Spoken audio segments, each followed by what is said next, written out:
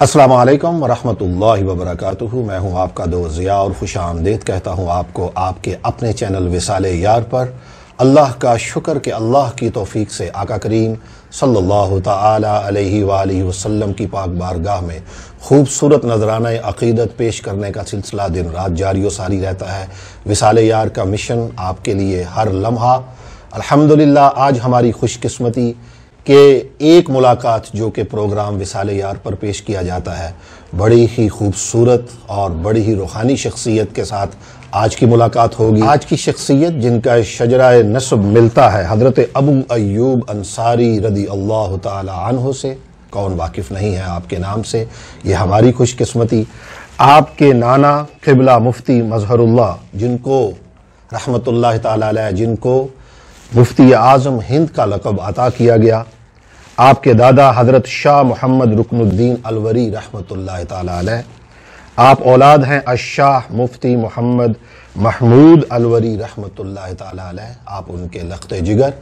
میری مراد one and only doctor Sahibzada Abu al-Khair Muhammad زبیر الوری دامت برکاتہ آج ہمارے ساتھ موجود ہیں۔ السلام علیکم ورحمۃ اللہ وبرکاتہ۔ وعلیکم السلام ورحمۃ کیسے اللہ حضرت آپ؟ وبرکاتہ۔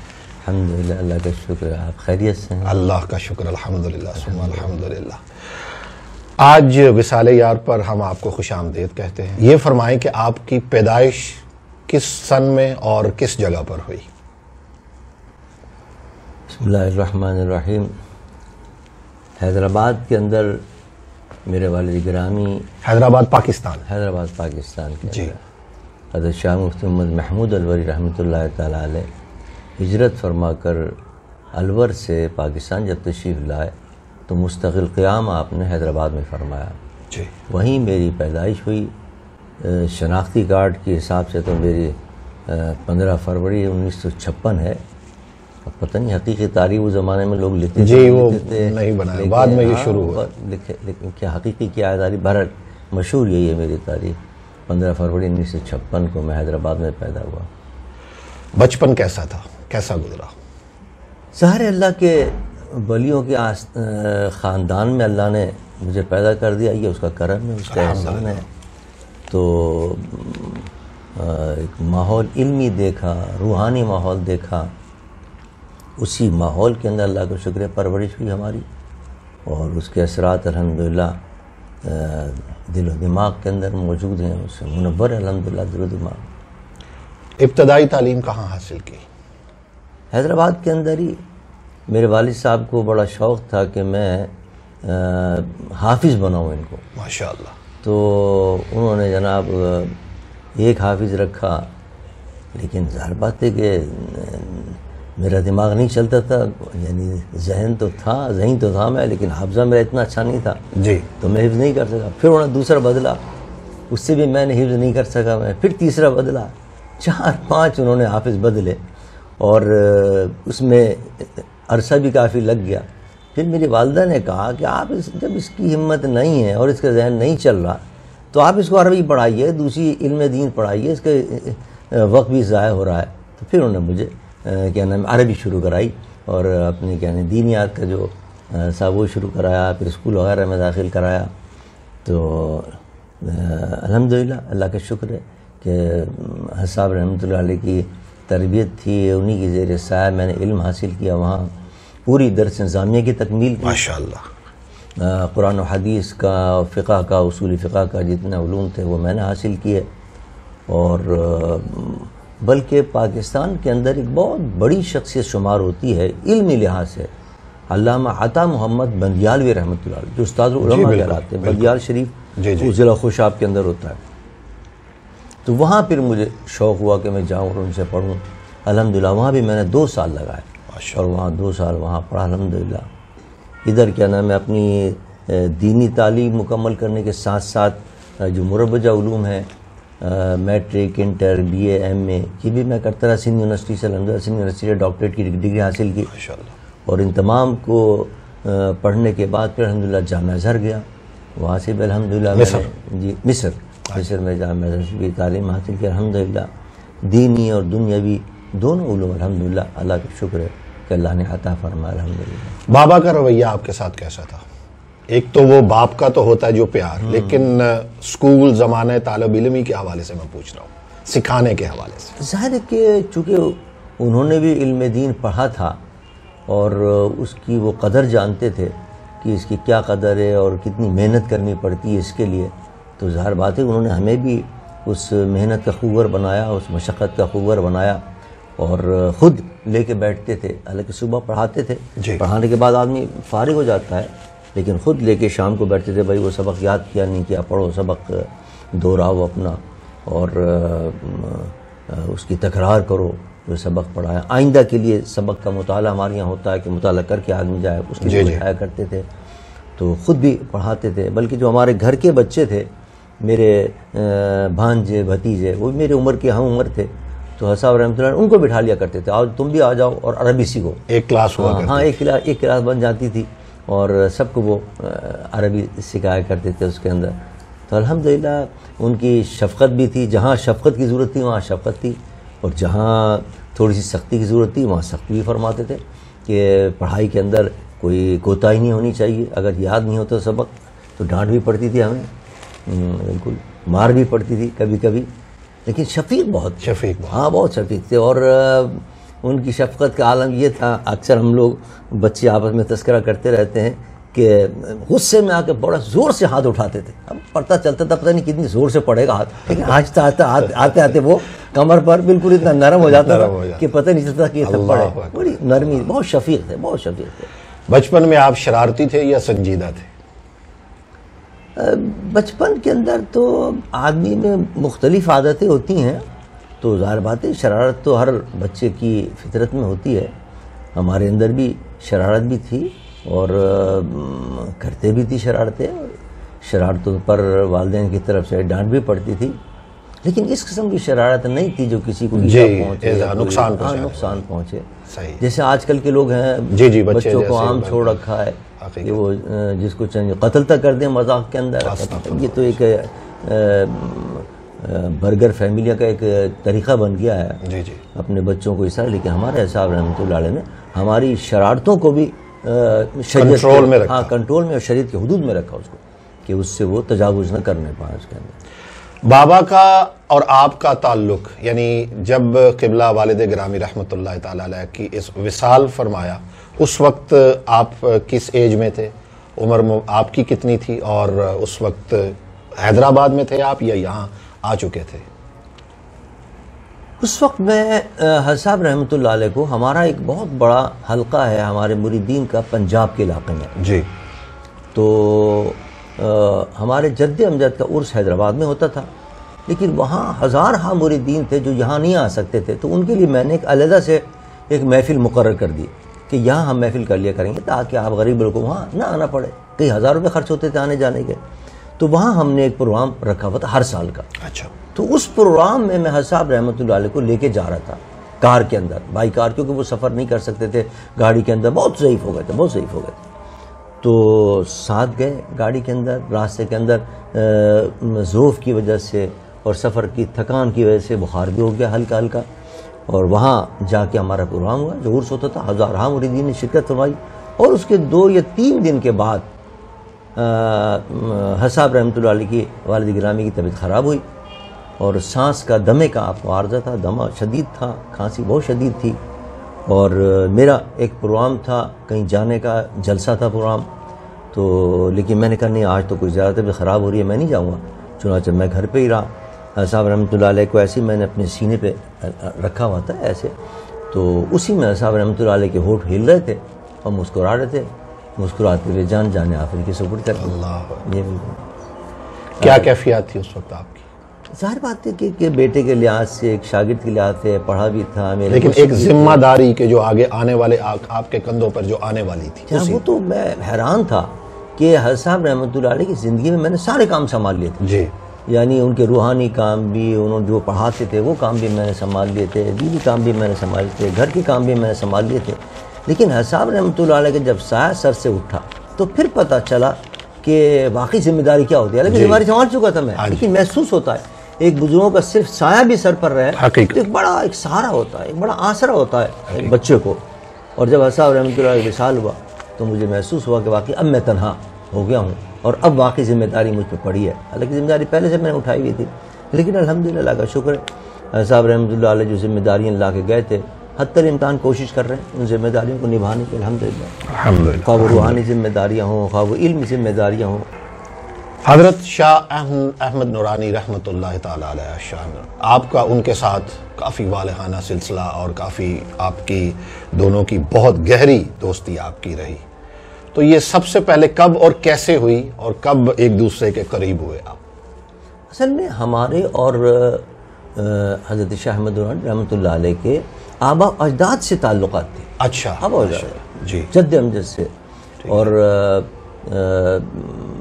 بلکہ مجھے یاد پڑتا ہے میں بہت چھوٹا ہوتا تھا تو حضرت قائد ملت اسلامیہ اور ان کے بہنوئی کے درمیان کچھ اختلاف پیدا ہوئے تھے, تو میرے والد گرامی تشریف لے جا رہے تھے کہ گفتگو کروں میں اور کچھ کی کوشش کروں. اس وقت میں بہت چھوٹا ہوتا تھا, تو مطلب میرے کہنے کا یہ تھا کہ بڑے گہرے تعلقات تھے ہمارے آبا اجداد سے. پھر مفتی مظہر اللہ صاحب رحمۃ اللہ علیہ جو میرے نانا تھے, جی, ان کے لیے تو خود قائد اہل سنت مجھے سنایا کرتے تھے کہ جب میں پڑھتا تھا کہیں اور, لیکن جب وہاں سے میں کبھی دہلی آتا تھا کتابیں لینے کے لیے, تو میرے والد مجھے نصیحت کیا کرتے تھے, کہتے کہ تم دہلی جا رہے ہو تو میرے نانا حضرت مفتی مظہر اللہ صاحب رحمۃ اللہ علیہ خدمت میں ضرور حاضری دینا اور ان کی دستبوسی کر کے آنا. یعنی مطلب یہ سلیقے سکھائے جاتے ہیں بچوں کو کہ بڑوں سے گھٹی میں ڈالے جاتے ہیں. ہاں, گھٹی میں ڈالے جاتے ہیں کہ اللہ کے ولیوں سے تعلق رکھنا اور ان کا ادب کرنا, ان کو احترام کرنا, ان کی خدمت میں حاضری دینا. تو یہ جو ہمارے تعلقات تھے یہ بڑے گہرے تعلقات تھے. ظاہر بات ہے کہ قائد ملت اسلامیہ گھر بھی تشریف لاتے رہتے تھے اور میرا بھی اس واسطے سے جب میں بڑا ہو گیا تو پھر ظاہر بات ہے اسی واسطے سے آنا جانا رہتا تھا. تو ایک دن فرمانے لگے بس اب آپ نے تعلیم بھی حاصل کر لی ہے, پڑھانا بھی شروع کر دیا ہے, اپنے روحانی کام بھی سارے آپ نے شروع کر دیے, بس اب آپ سیاست میں آ جائیے. میں نے کہا آپ نے والد صاحب کو بھی کہا تھا اور میرے والد صاحب نے بھی انکار کیا تھا. سن 70 کے اندر آئے تھے سارے کے سارے مل کر حضرت والد صاحب کے پاس کہ آپ کو ہم کھڑا کریں گے الیکشن. حضرت نے فرمایا بھائی میں تو اپنے اس کونے سے نہیں نکلوں گا, اپنے اس خانقاہ سے, ہاں یہاں سے دعا کروں گا آپ کے لیے, جس کو آپ کہیں گے اس کو سپورٹ کروں گا, اور جس کو صاحب نے سپورٹ کیا وہ کامیاب بھی ہوئے وہ لوگ. لیکن حضرت صاحب رحمۃ اللہ نے انکار کیا. میں نے کہا حضرت ان کا بھی مزاج نہیں تھا, میرا بھی مزاج نہیں ہے. حضرت نے فرمایا دیکھیے ایک وقت وہ آنے والا ہے کہ مساجد ڈھائی جائیں گی, خانقاہیں ڈھائی جائیں گی, اس کو کون کنٹرول کرے گا, اس کا کون مقابلہ کرے گا اگر آپ سیاست میں نہیں آئیں گے. یہ میرے دل پہ ایک ایسی بات لگی کہ پھر میں نے کہا آپ مجھے اجازت دیں, میں اپنے والد گرامی سے پوچھوں, اجازت لوں. حضرت صاحب رحمۃ اللہ علیہ سے میں نے اجازت دی, حالانکہ وہ اس کے قائل نہیں تھے, لیکن بہرحال میری چاہت دیکھ کے, پھر قائد اہل سنت کا اصرار دیکھ کے انہوں نے اجازت دی. پھر میں الحمدللہ جمعیت علماء پاکستان میں شمولیت اختیار کی اور ساری زندگی قائد ملت اسلامی کے ساتھ گزاری الحمدللہ آخر تک, پوری زندگی ان کے ساتھ. حالانکہ بڑے مراحل آئے, پتہ نہیں کتنے لوگوں نے بغاوتیں کی ہیں اور کتنی مرتبہ جمعیت علماء پاکستان کے ٹوٹ پھوٹ ہوئی, اس کے اندر کتنے لوگ دغا دے کے چلے گئے, لیکن الحمدللہ ہم نے قائد ملت اسلامی کے ساتھ نہیں چھوڑا, ساتھ دیا تو آخر تک ساتھ دیا. وفات کیسی شخصیت تھے؟ ایک تو سیاسی پہلو الگ ہے, لیکن دوسرا جو ایک پرسنل ان کی کیسی شخصیت آپ نے پایا ان کو؟ حضور سرور کائنات صلی اللہ علیہ وسلم کے وہ متبع تھے, اور اتباع مصطفیٰ کا ایک یہ جلوہ بھی ان میں نظر آتا تھا. صحابہ کہتے تھے کہ سب سے زیادہ حضور کو مجھ سے محبت تھی, ہر صحابی کہتے تھے سب سے زیادہ مجھ سے محبت تھی. یہی عالم تھا حضرت قائد ملت اسلامیہ کا, اس قدر پیار دیتے تھے, ہر ایک کو اتنا پیار دیتے تھے. وہ کہتے نہیں سب سے زیادہ مجھ سے پیار تھا, سب سے زیادہ مجھ سے پیار تھا. تو یہ حقیقت یہ ہے کہ جو ان کی اخلاق تھے, جو ان کی عادات تھیں, اور پھر سیاست کے اندر رہ کر دامن داغدار نہ ہو, یہ بائی شخصیت تھی کہ اس کی ان کے اوپر کوئی دشمن بھی انگلی نہیں اٹھا سکتا تھا ان کے کہ انہوں نے کوئی بددیانتی کی ہے یا کوئی اسلام کے خلاف کوئی بات کی ہے. اور پھر سیاست کے اندر رہ کر تراویحاں پڑھانا, شبینے پڑھانا, پریکٹیکل تھے, اتنے مراکز قائم کیے پوری دنیا میں, پوری دنیا کے اندر مراکز قائم کیے اسلامی, اور پھر ہمیں لے جاتے تھے, ہمیں لے جاتے تھے. یعنی ایک دفعہ انہوں نے فرمایا کہ جرمنی کے اندر مجھے پتہ چلا ہے کہ قادیانیوں کا بڑا زور ہے وہاں, انہوں نے وہاں اپنے کیا نام ہے ٹی وی اسٹیشن قائم کیے, چلیں وہاں چل کے اور اسلام کی تبلیغ کرتے ہیں. مجھے بھی اور تمام اور علماء کو ساتھ لے کے گئے اور تقریباً کوئی پورے یورپ کا ہم نے دورہ کیا.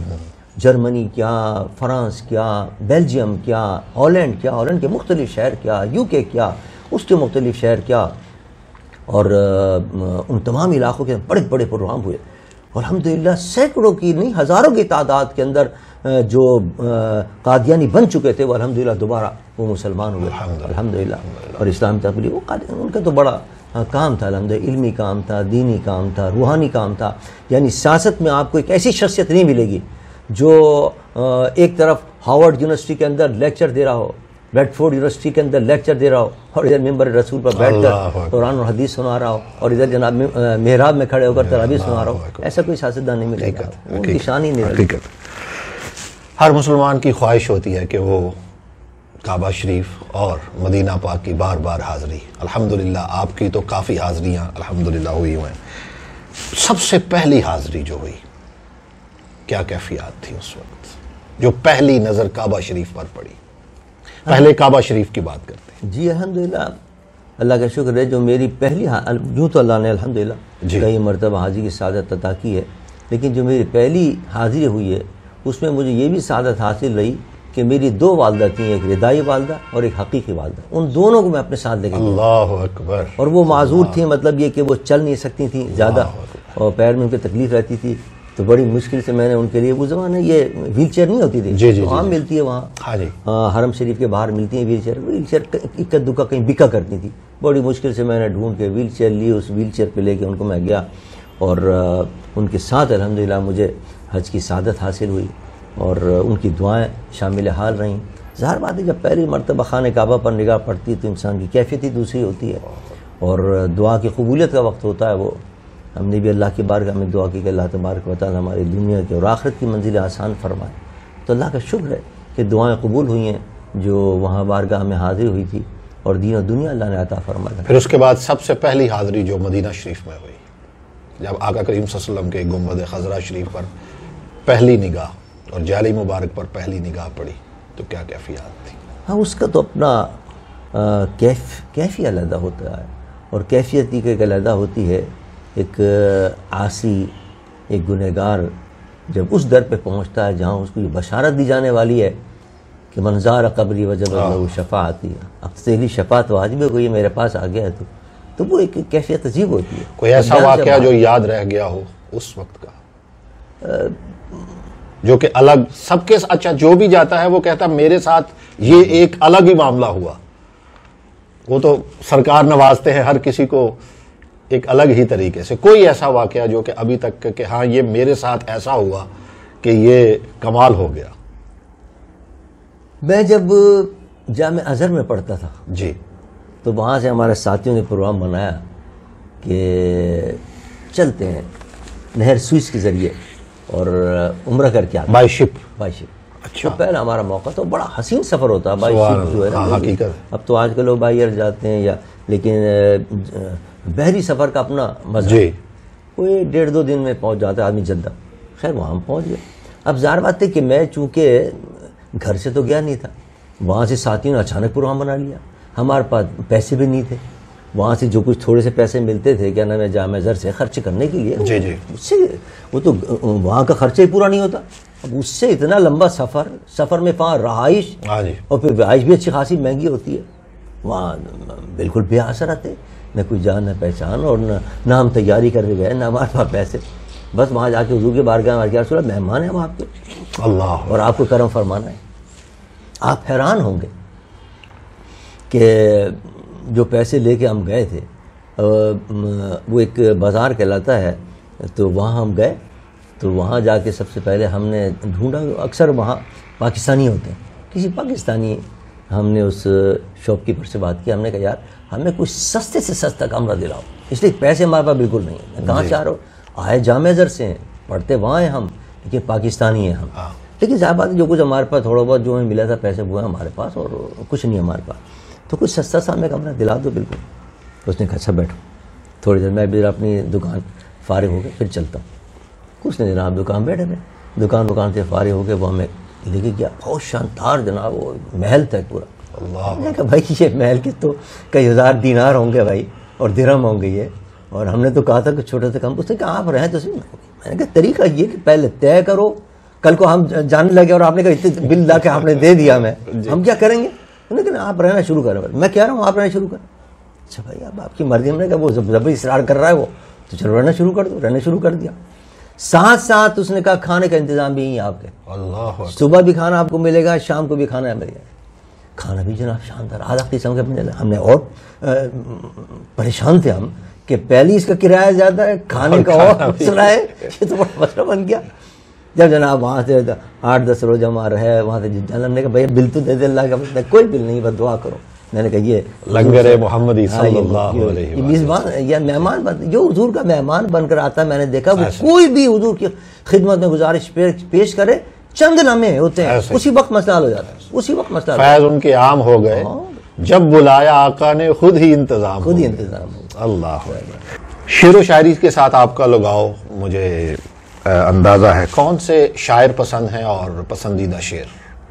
دیکھیے شعری ذوق سے اگر یہ مراد ہے کہ شعر کہنا، تو وہ تو میں نے آج تک ایک شعر بھی نہیں کہا، لیکن شعر سننا جی اور شعر سے لطف اندوز ہونا اور شعر کی باریکیوں کو سمجھنا، یہ الحمدللہ کیونکہ اس گیسی گھرانے میں ہمارا علمی گھرانہ تھا، ہمیں پتہ ہوتا ہے کہ کیسا شعر ہے اور کس مقام کا ہے یا کیا اس میں کمی ہے. بالخصوص جو نعت ہے، نعت کا وہ تو ایک علماء فرماتے ہیں کہ پل سرات پہ چلنا، پل سرات پہ حقیقت. تھوڑا سا آگے بڑھا دیا تو کہیں الوہیت نہ پہنچ جائے، تھوڑا سا کم کر دیا حضور کی شان کے لحاظ سے کم نہ ہو جائے، تو بڑا مشکل کام ہوتا. لیکن الحمدللہ ایک جو کہ اس صحبت میں رہے تو ایک ذوق رہا اور اشعار کا بھی بالخصوص نعت کا. تو نعت کے اندر تو ظاہر بات ہے کہ اگر آپ کہیں تو فارسی کے اندر جامی سے بہتر جامی کا کیا کلام ہے اور کیا درد ہے اس ہجر اور فراق جو حضور کی محبت کے اندر، یعنی اس کی عظمت کا تو آپ اس سے اندازہ کر لیجیے. ہمیں کیوں نہ پسند آئے گا کہ حضور کو اتنا پسند تھا، حضور نے روک دیا تھا بھائی وہ آ رہا ہے اس کو مت آنے دینا، ورنہ مجھے تو باہر آ کے نکل کے استقبال کرنا پڑے گا جامی کا. اس سے اندازہ کر لیں کہ اس کی کلام کی کیا شان تھی. اور حقیقت تھی کہ آج بھی اگر آپ پڑھیں جامی کا کلام تو کیفیت تاریخ بشرطے کہ وہ آدمی فارسی جاننے والا ہو، یا پھر اس کا ترجمہ ہی پڑھ لے، ترجمہ کیا ہوتا ہے. لیکن جو فارسی جاننے والا اس کو زیادہ مزہ آئے گا، اس کو زیادہ کیف حاصل ہوگا. اس کو اس طرح کہہ لیں کہ جامی کو پڑھنے کے لیے پہلے، جامی کا کلام پڑھنے کے لیے پہلے حضرت جامی کو پڑھنا ضروری ہے، پہلے ان کے اندر ڈوبنا ضروری ہے، تو پھر وہ کلام سمجھ آئے گا. صحیح بات. اللہ اکبر اللہ اکبر. چہرہ شناسی کوئی فن ہے، دیکھ کے پہچان جاتے ہیں؟ ہاں نہیں، اس میں تو کوئی شک نہیں بالکل. اور اندازہ لگا لیتے ہیں کہ یہ بندہ کیا بات کر رہا ہے. اور ہم تو خیر کوئی حیثیت نہیں رکھتے، لیکن اللہ نے حدیث مبارک میں آتا ہے مومن ینظر بنور اللہ، اتقوا فراست المومن فانه ینظر بنور اللہ. وہ جو مومن کامل ہوتا ہے وہ تو اللہ کے نور سے دیکھتا ہے، وہ اللہ تعالیٰ اپنے مقبولوں کا عطا فرماتا ہے. ہم جیسے گنہگار کہاں حضرت عثمان ذو النورین رضی اللہ تعالیٰ عنہ کے پاس ایک شخص آیا اور وہ کسی نامحرم عورت کو دیکھ کے آیا تھا. آپ نے فرمایا تیری آنکھ میں زنا کے آثار ہیں، جا. اللہ، کیا نظر تھی اور کیا مقام تھا. اللہ یہ ہے وہ کہ انسان چہرے کو دیکھ کے اندازہ کر لے کہ کسی ولی کا چہرہ ہے یا کسی گنہگار کا چہرہ ہے، یا اللہ کسی کسی کو مقام عطا فرماتا ہے. الحمدللہ. پسندیدہ کھانے میں کیا پسند ہے، اور اگر کبھی پکایا ہو تو؟ مجھے اکثر دالیں پسند ہیں جی، یا سبزی پسند ہے. ٹھیک ہے. اور مسور کی دال ہو کالی اور خشکی کے ساتھ وہ زیادہ پسند ہے. اور کیا نام ہے، گوشت کے اندر ہمارے گھر میں ایک خاص قسم کا جو گوشت بنتا ہے اس کا نام ہے جمیلی گوشت. اچھا. اور کھڑے مسالے، یہ حیدرآباد کی ڈش ہے؟ ہاں یہ نہیں، یہ تو صرف ہمارے خاندان کی ڈش ہے. اچھا، کہیں نہیں ملے گی. ماشاء اللہ. اور جب میں وہاں گیا کیا نام ہے بندیال شریف، تو ظاہر بات ہے کہ وہاں تو وہ دوسرا کھانا آتا تھا وہ ہم کھا نہیں سکتے تھے. وہ تو ہمارے جو وہاں کے محتمیم صاحب تھے وہ اسپیشل کھانا بنواتے تھے میرے استاد کے لیے، تو اس میں سے تھوڑا سا مجھے بھی کھانا بھجوا دیا کرتے تھے. لیکن کبھی کبھی ہمیں جی چاہتا تھا کھانا اچھا پکائیں، تو وہ ہم نے گھر سے ترکیب منگوائی تھی. خط ہوتے تھے اس زمانے، خط آیا کرتے تھے، یہ کمپیوٹر نہیں چلے تھے اور یہ موبائل نہیں چلے تھے، تو ہم سے گھر میں لکھ کے بھجوائی گئی تفصیل. تو وہ کبھی کبھی ہم جمیلی گوشت بنا لیا کرتے تھے، بڑا آسان ہے اس کا بنانا، تو وہ ہم بنا کے کھایا کرتے تھے. اس کو بناتے بھی تھے؟ ہاں بناتے، ماشاء اللہ، بہت لذیذ گوشت بنتا ہے. اچھا، گھر کی شاپنگ تو امور اہل خانہ جو ہے وہ خود ہی کرتے ہیں، لیکن کبھی اگر آخری دفعہ خود کب کی تھی گھر کے لیے؟ گھر کی جو شاپنگ سے مراد یہ کہ روزانہ کا سودا سلف لانا، وہ تو ظاہر بات ہے، ہمارے محبت کرنے والے ہیں، انہوں نے کبھی بھی ہمیں یہ زحمت نہیں دی کہ ہم جائیں الحمدللہ۔ لیکن آپ نے آخری دفعہ کب کوئی یاد ہو کہ؟ ہاں البتہ کوئی اہم چیزیں خریدنی ہو، کپڑا وغیرہ کو اس قسم کی، وہ تو میں خود خریدتا ہوں۔ اچھا، ہاں وہ میں خود خریدتا ہوں، گھر والوں کا ہو یا میرا اپنا ہو، کوئی جوتی ہے، یہ سب اس کے لیے خود جاتے ہیں؟ اس کے لیے میں خود جاتا ہوں، اور اپنی پوری فیملی کے ساتھ جاتا ہوں، فیملی کے ساتھ۔ اور کیا نام ہے، ایک دفعہ میں اپنی بہن کے یہاں، میری ردائی بہن ہے، وہ یہاں کراچی میں رہتی تھیں، تو ان کے یہاں میں گیا ہوا تھا اتفاقاً، تو گوشت میں آج تک کبھی نہیں لایا۔ انہوں نے کہا بھائی آج تو گوشت لانے والا کوئی نہیں، تو میں لیا ہوں۔ میں نے کہا اچھا، پہلی مرتبہ لیا تھا میں گیا، اور چھانٹ کے وہ جو جتنی سلی دار گوشت ہوتا ہے وہ چھانٹ کے لے کے آیا۔ یہ کون سا گوشت لے آیا تم؟ بھائی میں تو سب سے اچھا یہ سمجھ رہا تھا۔ کہنے کا یہ ہے کہ اس میں ہم ماہر نہیں ہیں، لیکن الحمدللہ شاپنگ ایک سے اچھی ہم کرتے ہیں۔ قبلہ غصہ آتا ہے آپ کو؟ آتا ہے تو کیا کرتے ہیں؟ ظاہر بات ہے کہ تو انسانی فطرت میں اللہ نے رکھا ہے غصہ تو ہر ایک کو آتا ہے، لیکن حضور فرماتے ہیں سب سے اچھا وہ شخص ہے جس کو کم غصہ آئے، اور جب غصہ آئے تو جلدی چلا جائے۔ الحمدللہ اللہ کا کرم ہے، اس کا شکر ہے کہ مجھے کم غصہ آتا ہے، اور کبھی آتا ہے تو جلدی چلا جاتا ہے غصہ، اور زیادہ دیر نہیں رہتا میں۔ اور پھر حضور کی ارشاد پہ میں عمل کر لیتا ہوں۔ حضور نے فرمایا یہ آگ ہے، اس کو پانی سے ٹھنڈا کرو، آپ پانی پی لیجئے فوراً غصہ ٹھنڈا ہو جائے گا، یا دروشی پڑھ لیجئے فوراً غصہ ٹھنڈا ہو جائے گا۔ شہرت، عزت، دولت، کس کو ترجیح دیتے ہیں زندگی میں؟ دیکھیے یہ تینوں چیزیں آپس میں ایک دوسرے سے منسلک ہے۔ جی، اللہ تعالیٰ اگر دین کی راہ کے اندر انسان کو دولت بھی دے، شوکت بھی دے، عزت بھی دے، اس سے بڑھ کر کوئی چیز نہیں۔ لیکن اگر یہ تینوں چیزیں ہوں، یا کوئی ایک چیز ہو اور دین کے خلاف ہو، اسلام کے خلاف ہو، کوئی شخص شہرت تو حاصل کر لیا لیکن بڑی بدنامی کی شہرت ہے اس کی، بڑا کرپٹ ہے یہ شخص، یا دولت ہے، دولت اس کی جناب عیاشیوں بدماشیوں میں اڑ رہی ہے، تو ظاہر بات ہے کہ وہ تو نہ شہرت اچھی ہے، نہ دولت اچھی ہے، نہ عزت اچھی ہے۔ عزت ہو، دولت ہو، شہرت ہو، جو دین کے لحاظ سے اللہ اس کو عطا کرے، تو اس سے بڑی نعمت کوئی نہیں۔ الحمدللہ۔ آپ کے نزدیک زندگی کا اثاثہ کیا ہے؟ آپ کی زندگی کا اثاثہ؟ میری زندگی کا اثاثہ جو ہے وہ حضور کی محبت ہے، اور حضور کے دین کی خدمت ہے، علم مصطفیٰ کی خدمت ہے، جو میں نے ساری زندگی حدیث پڑھی ہے، پڑھائی ہے، اور تقریریں کی ہیں، لوگوں کو پیغام پہنچایا اللہ کے رسول کا، اور راہ ہدایت پر لانے کی کوشش کی ان کو۔ یہی میرا اثاثہ ہے، اور حضور کی محبت اور حضور کا عشق لوگوں میں پیدا کرنے کی کوشش کی ہے۔ ہو سکتا ہے اسی وجہ سے اللہ تعالیٰ میرے گناہوں کو معاف فرما دے اور یہ بخشش فرمائے۔ آمین۔ رونا آتا ہے؟ کس بات پر آتا ہے؟ اور آتا ہے تو پھر کیا کرتے ہیں؟ ظاہر جب انسان اپنے گناہوں کو دیکھتا ہے، اور جب اس کے انجام کو دیکھتا ہے کہ قبر میں کیا ہوگا اور حشر میں کیا ہوگا، اور کس طرح اللہ کے بارگاہ میں کھڑے ہوں گے، تو رونا تو آتا ہے، اور یہ رونا بہت مبارک ہوتا ہے۔ اللہ فرماتا ہے وَلِمَنْ خَافَ مَقَامَ رَبِّهِ جَنَّتَانِ، جو میرے آگے کھڑے ہونے سے ڈرتا ہے اور خوف سے اس کی اگر آنکھوں میں آنسو آ جائے تو وہ جنت کی بشارت ہے اس کے لیے، پھر جنت کی بشارت۔ جو آنسو اللہ کی راہ میں بہہ جائے، جی بالکل، اس سے بڑھ کر شاید وہ ایک آنسو ہی پوری زندگی کی بخشش کا سامان۔ حضور نے فرمایا دو قطرے اللہ کو سب زیادہ پسند ہیں، سب سے زیادہ محبوب ہیں۔ ایک وہ شہید کا قطرہ جو خون کا قطرہ گرتا ہے اس کا، اور ایک وہ انسان جو اللہ کے خوف سے روتا ہے اور آنکھ سے اس کا آنسو گرتا ہے، وہ اللہ کو بہت پسند ہے، اور اس کی وجہ سے اللہ اس کے گناہوں کو معاف فرما دیتا ہے۔ پسندیدہ کتاب؟ سارے قرآن سے بڑھ کر تو کوئی پسندیدہ وہ تو ہے ہی، وہ تو سب مسلمان۔ میں آپ کی ویسے اس کے علاوہ جو آپ کو بڑی پسند علم کے اسٹڈی کے حوالے سے، یا جس نے بڑا وہ آپ انجوائے کرتے ہوں کہ یہ کتاب ایسی ہے کہ جو ریکمینڈ بھی آپ کر سکیں آگے؟ میرے والد گرامی نصیحت کیا کرتے تھے ہر شخص کو مرید ہونے کے بعد کہ حضرات القدس اور تذکرۃ الاولیاء کو اپنے مطالعے میں رکھنا۔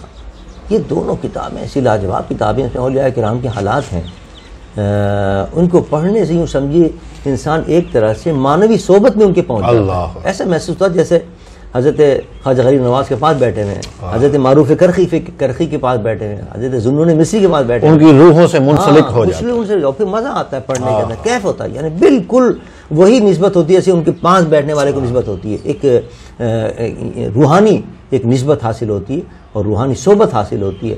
تو میرے خیال میں اس سے بہتر کتاب نہیں ہو، مجھے تو ان کتابوں کے پڑھنے میں بڑا مزہ آتا ہے۔ تذکرۃ الاولیاء انسان فارغ وقت میں پڑھے تو اس کی اپنی اصلاح بھی ہوگی، اس کو پتہ بھی چلے گا میں کون کون سے گناہ کر رہا ہوں، یا ترقی اگر حاصل کرنا چاہتا ہے روحانی تو وہ کیسے کیسے طریقے، کیسے اولیاء کرام کس انداز سے پہنچیں، وہ سب کچھ آپ کو اس میں ملے گا انشاءاللہ۔ پسندیدہ شخصیت؟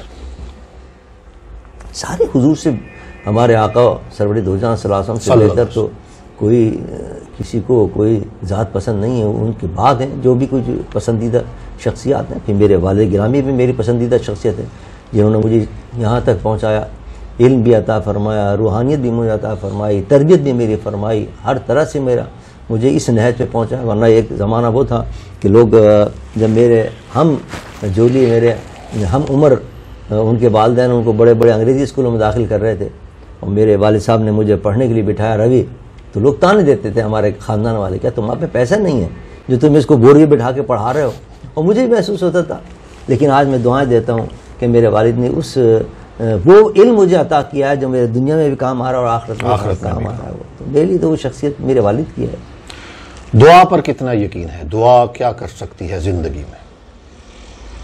یہ تو حضور کا ارشاد ہے، دعا تو رد القضا، کہ دعا جو ہے وہ تو قضا کو بھی رد کر دیتی ہے، قضا بھی بدل دیتی ہے، اور میں نے تو بدلتے دیکھا ہے۔ اللہ، ہاں میں نے تو بدلتے دیکھا ہے، ایسی دعائیں کی ہیں جو بالکل سوال ہی پیدا نہیں ہوتا تھا کہ وہ مسئلے حل ہو جائیں، لیکن ادھر دعا کی، اللہ نے وہ مسئلہ آسان فرما دیا۔ میں حیران تھا کہ کیسے مسئلے حل ہو گئے، لیکن دعاؤں سے الحمدللہ اللہ نے میری زندگی کی بڑی بڑی مشکلیں آسان فرمائی، بڑی حیرت انگیز کہ آپ سوچ بھی نہیں سکتے تھے کہ یہ مشکل آسان ہوگی، لیکن دعاؤں کے ساتھ میں خود بھی انسان دعا کرے، بزرگوں سے دعا کرائے جب بھی کوئی مشکل آتی ہے تو، اور والدین کی دعا کیا اثر رکھتی ہے زندگی میں؟ وہ تو بہت بڑا اثر رکھتی ہے، بہت بڑا اثر رکھتی ہے۔ تو الحمدللہ میرے والدین بھی حقیقی اور رضائی والدین تھے میرے، جنہوں نے مجھے دودھ پلایا تھا، میری پھپھی نے، وہ بھی دعاؤں میں مجھے یاد رکھتے تھے، میرے حقیقی والدین بھی دعاؤں میں یاد رکھتے تھے، پھر جو اولیاء کرام جن سے میرا تعلق تھا وہ محبت فرماتے تھے، دعا میں یاد رکھتے تھے۔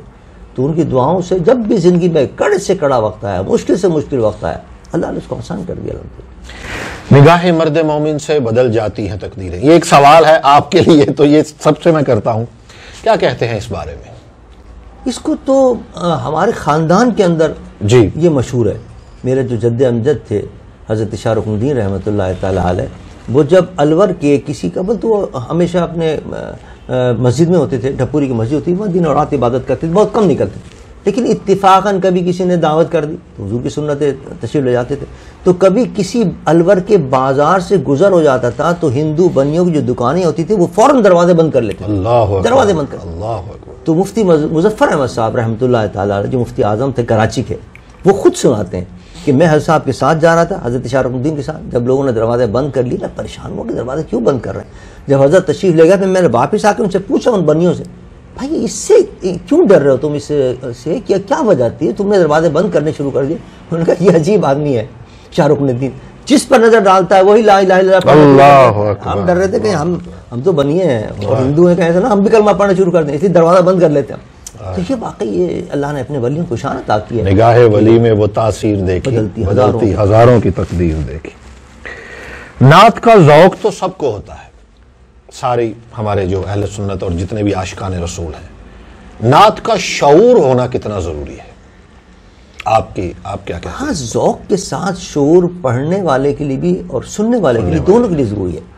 پڑھنے والے کے لیے تو شعور اس لیے ضروری ہے کہ اگر اس کو یہ پتہ نہ ہو کہ یہ میں جو کلام پڑھ رہا ہوں اس کے اندر کوئی ایسی بات تو نہیں ہے کہ جو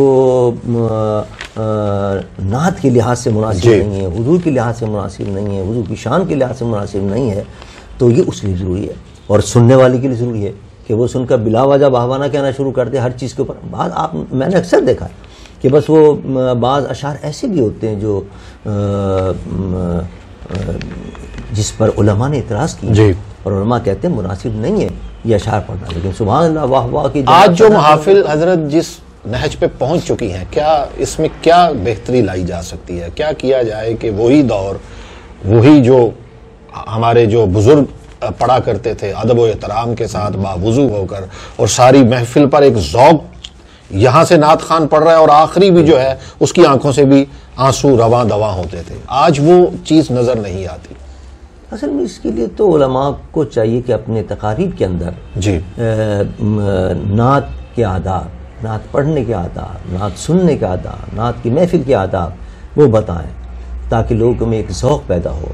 اور کیا نام ہے نعت خوانوں کو بھی چاہیے جی جی کہ وہ بھی کیا نام ہے کم از کم صورت تو اب نعت پڑھ رہے ہیں، حضور کی محبت پیدا کر رہے ہیں، اور خود اپنے جسم پر محبت مصطفیٰ کا اظہار نہیں ہے، تو کم سے کم سنت مصطفیٰ لے کے آئیں، داڑیاں رکھ کر آئیں، حضور کے طریقے کے مطابق آئیں، تو انشاءاللہ پھر اس کے اثرات بھی مرتب ہوں گے۔ پھر جب وہ پڑھیں گے تو از دل خیزت بر دل ریزہ، فارسی کے مشہور ہے کہ جو دل سے بات نکلتی ہے پھر وہ دل میں پہنچتی، تو انشاءاللہ اثر بھی کرے گی، لوگوں کو مزہ آئے گا، کیا حاصل ہوگا؟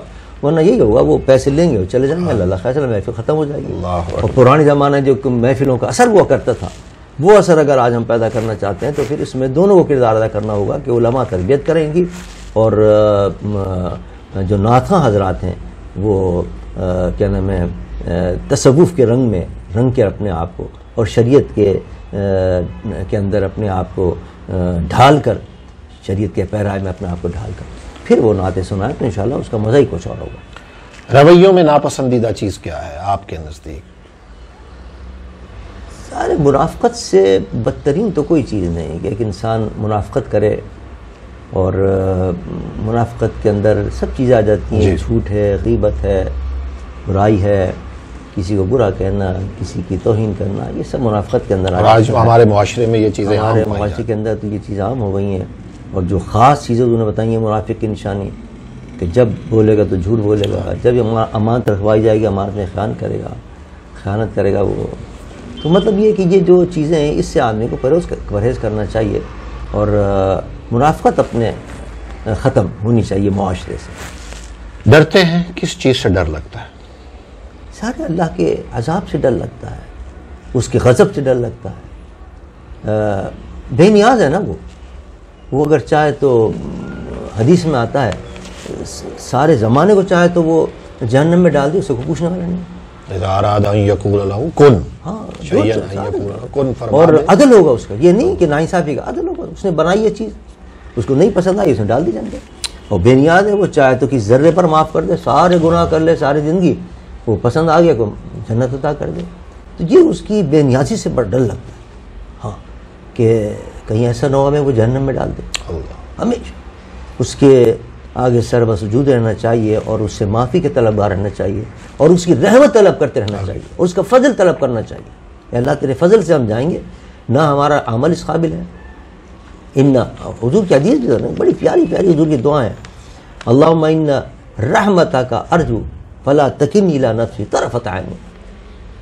ایک حدیث میں سرکار نے فرمایا کہ ان مغفرتک اوسع من ذنوبی وَإِنَّ رَحْمَتَكَ أَرْجَعُ عِنْدِي مِنْ عَمَلِي۔ اے اللہ میرے گناہوں سے تیری مغفرت کہیں زیادہ ہے، اللہ، اور میرے عمل سے تیری رحمت زیادہ پر امید ہے۔ مجھے اپنے عمل پہ اتنا امید نہیں ہے کہ اس سے میں بخشا جاؤں گا، رحمت سے امید ہے مجھے، اس سے بخشا جاؤں۔ عدل پر نہیں، فضل پر۔ الحمدللہ۔ کامیابی کا راز آپ کے نزدیک کیا ہے؟ شریعت پر عمل، انسان حضور کا اتباع کرے، اتباع مصطفیٰ میں اللہ کا وعدہ ہے، فَاتَّبِعُونِی یُحْبِبْکُمُ اللہ۔ تم میرے محبوب کو اتباع کر کے دیکھو تمہیں کیسی محبوبیت ملتی ہے، اللہ کا محبوب بن جائے گا تو ساری کائنات کامیابی کا راستہ حضور کی جانب قدم بڑھانا۔ انسان حضور کا اتباع کرے، ہر چیز کا اتباع کرے، آپ دیکھیں دین اور دنیا کے فائدے حاصل ہوں گے۔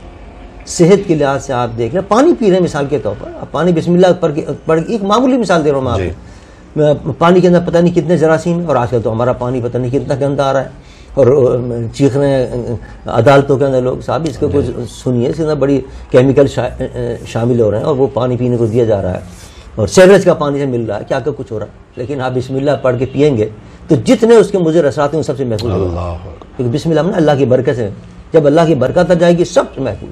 تو مطلب کہنے کہ یہ ایک معمولی چیز ہے، آپ ہر چیز میں حضور کا اتباع کرنا شروع کر دیں تو ہر چیز آپ کی آسان ہو جائے گی، ہر مشکل آسان ہو جائے گی، ہر چیز برکت ہی برکت ہوگی، رحمت ہی رحمت ہوگی، اور گناہوں سے، پریشانیوں سے، آفتوں سے، مصیبتوں سے آپ بچتے چلے جائیں گے۔ پاکستان آپ کے نزدیک کیا ہے؟ اللہ کی ایک نعمت ہے، اللہ کا ایک عطیہ ہے، اللہ کا ایک انعام ہے. اور اللہ فرماتا ہے کہ وَإِن تَعُدُّوا نِعْمَتَ اللَّهِ لَا تُحْصُوهَا وَلَئِن شَكَرْتُمْ، ایک جگہ فرمایا لَئِن شَكَرْتُمْ لَأَزِيدَنَّكُمْ، تم اگر میری نعمت کا شکر ادا کرو میں نعمت میں اور اضافہ کر دوں گا. یہ نعمت اللہ نے ہمیں عطا کی ہے اور بہت بڑی نعمت ہے. ان سے پوچھئے جن کو آزادی میسر نہیں ہے کہ کس طرح. لیکن ہندوستان والوں سے آج پوچھئے، ایک اگر گوشت بھی لے جاتے ہیں تو ان کو مارتے ہیں کہ تم یہ گائے کا گوشت لے کے جا رہے ہو اور قتل کر دیتے ہیں ان کو. اور کس طرح مسلمانوں پر ظلم کر رہے ہیں. آج کے اخبار میں پڑھ رہا تھا کہ 100 خواتین کے نام آئے مسلمان خواتین کے کہ ان کو ہم بیچ رہے ہیں، آئے کوئی خریدنے والا ہے. کیا حال ہو گیا، کوئی پوچھنے والا نہیں ہے. آج قدر آتی ہے کہ اللہ نے کیسا آزاد ملک عطا کیا، ہم عزت کے ساتھ رہیں. لیکن اس کی قدر کرنا، اس کی قدر کیا ہے کہ اس کے اندر ہم اسلام کا نظام نافذ کریں. دیکھیے ہم نے 70 سال کے اندر، آج تک 70-75 سال ہو گئے، ہم نے ابھی تک اللہ سے کیا ہوا وعدہ پورا نہیں کیا. ہم نے اس نعمت کی قدر نہیں کی. نعمت اس لیے حاصل کی تھی، اس نام پہ حاصل کی تھی کہ اللہ ہم اس میں تیرے محبوب کا نظام نافذ کریں گے. نہیں نافذ کیا تو اللہ فرماتا لئن کفرتم ان عذابی لشدید، ناشکری کرو گے پھر میری پکڑ بھی ہوگی. اور پکڑ کیا ہوئی؟ آدھا ملک ہمارے ہاتھ سے چلا گیا. اور یہ جو بچا کچا اس کے بھی 71 میں، ہاں 71 کے اندر مشرقی پاکستان جدا ہو گیا. ابھی اس کے بھی لالے پڑ رہے ہیں. اسی وجہ سے ہم اس کے اندر اسلام کا نظام نافذ کرنے کے لیے تیار نہیں ہیں، سود چھوڑنے کے لیے تیار نہیں ہیں. کہتے کہتے تھک گئے حکومت کو. سپریم کورٹ میں درخواستیں دے رہے ہیں کہ ان کو کہیے خدا کے واسطے سود چھوڑ دیں، معیشت آپ کی سدھر جائے گی. اللہ فرماتا ہے کہ سود کا لین دین کرنے والا مجھ سے جنگ کرنے والا ہے.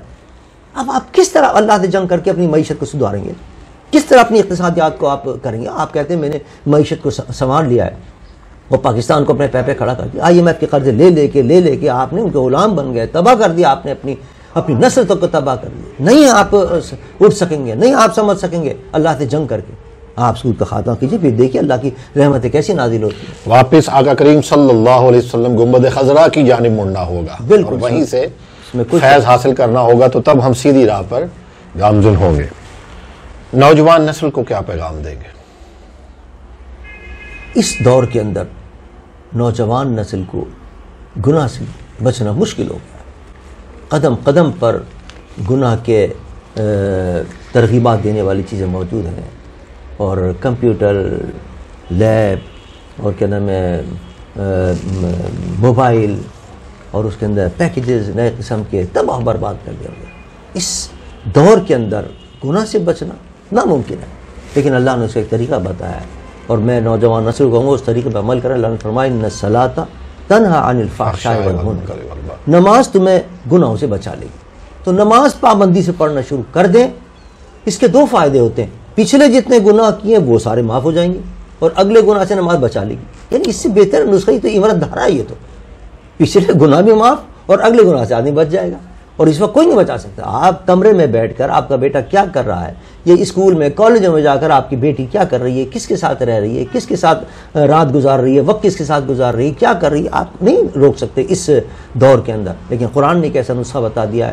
نوجوانوں کو میری یہ نصیحت ہے کہ نماز پابندی کے ساتھ پڑھیں. انشاءاللہ وہ نماز ان کو بند کمرے کے اندر بھی اللہ کا خوف دلائے گی اور گناہوں سے بچائے گی انشاءاللہ، اور پچھلے گناہوں کو معاف کرائے گی انشاءاللہ. ہمارے مرشد گرامی فرمایا کرتے تھے کہ نماز تو پڑھتے ہو لیکن اندر ایک ذہن میں لے کے جایا کرو کہ آج میں حاضری دینے لگا ہوں. تو جب حاضری کا اندر ڈر ہوگا تو پھر اگلی نماز کا پھر کہ میری ابھی تھوڑی دیر بعد پھر حاضری ہونی ہے، اور اب یہ جو میں عمل کر رہا ہوں کیا جواب دوں گا. کہ جب حاضری کا ایک اندر وہ لگ جائے گا تو وہ پھر ایٹومیٹکلی سارے حالات ٹھیک ہونا شروع ہو جائیں گے. بڑی پیاری بات کی اس کے اندر نماز، بلکہ وہ نماز بن جائے گی، نماز بن جائے جب حاضری کا ہوگا نا. اللہ کی بات عاقب الحاکمین. لیکن اگر ہم کسی بلاوا آتا ہے ہمارے پاس کہ آج عمران خان صاحب سے ملاقات ہے، آج صاحب وہ گورنر صاحب سے ملاقات ہے، بڑے تیار آدمی ہو کے جاتا ہے. یہاں کائنات کے 2 جہاں کے نہیں، سارے کائنات کے مالک کے بارگاہ میں آپ جا رہے ہیں. تو پھر یہ نہیں کہ ادھر خیال ہے ادھر خیال ہے، یہ ادھر جھوم رہا ہے آدمی نماز پڑھ رہا ہے. پھر صحیح معنی نماز پڑھے. وہ حاضری کا لفظ جو آپ کے مرشد نے بڑا غضب کا فرمایا، بڑا غضب. وصال یار کے لیے کیا کہیں گے؟ بڑی خوبصورت آپ کی یہ کوشش ہے اور کاوش ہے جس کے ذریعے آپ پوری دنیا کو ہزاروں کی تعداد میں نہیں لاکھوں کی تعداد میں، جیسا کہ آپ بتا رہے تھے کہ نعتیں لوگوں تک پہنچا چکے ہیں آپ. اور ایسے ایسے پیارے نعت خواں گزرے ہیں جن کے اب آواز کو بھی ہم ترس رہے ہیں، ان کی صورت کو ہم ترس رہے ہیں، جنہوں نے ایک اپنے دور کے اندر ایک شہرت رکھتے تھے. اور اپنے دور کے اندر عشق مصطفیٰ کے جوت جگائے ہیں انہوں نے اپنے دور کے اندر، ان تک کی نعتیں آپ نے ماشاءاللہ محفوظ کر کے اور قوم تک پہنچائیں گی. یہ بہت بڑا کام ہے آپ کا، اور حضور کا عشق پھیلا رہے ہیں آپ اس نعتوں کے ذریعے. اور اللہ تعالیٰ آپ کی اس کوشش کو اپنی بارگاہ میں قبول فرمائے اور مزید ہمتیں عطا فرمائے اس کا. بہت شکریہ قبلہ، بہت شکریہ، بہت شکریہ، اللہ خوش بہت شکریہ. نگاہ مرد مومن سے بدل جاتی ہیں تقدیریں. یہ شعر صرف شعر نہیں ہے دوستو. کوشش کریں کہ کوئی بھیگا ہوا دل تلاش کریں. اپنے ارد گرد کوئی ایسا آستانہ، کوئی ایسی شخصیت اگر آپ کو مل جائے تو اس کے قدموں سے لگ جائیں جو دلوں کو مانجنے کا کام کرتی ہو. نفسا نفسی کا دور ہے، اور یہ شخصیات جو آپ کے قریب موجود ہیں، قدر کریں ان کی کہ یہ لوگ جا رہے ہیں، اب بہت کم ہوتے جا رہے ہیں. موجود ہیں، خالص چیزیں موجود ہیں، خالص لوگ موجود ہیں، تبھی تو ان کی نقل تیار ہوتی ہے. خالص کو ڈھونڈیں، خالص لوگ آپ کو ہر لمحہ میسر ہے. آپ کو ان کی طرف پہنچنے کی ضرورت ہے. بس دل کی صفائی شروع ہو جائے تو باقی سارے اعمال خود بخود ٹھیک ہونا شروع ہو جاتے ہیں. اپنے دوست اپنے فقیر ضیاء کو اجازت دیجیے. بہت جلد ملتے ہیں ایک اور نئی شخصیت، ایک اور نئی ویڈیو کے ساتھ. تب تک السلام علیکم ورحمۃ اللہ وبرکاتہ.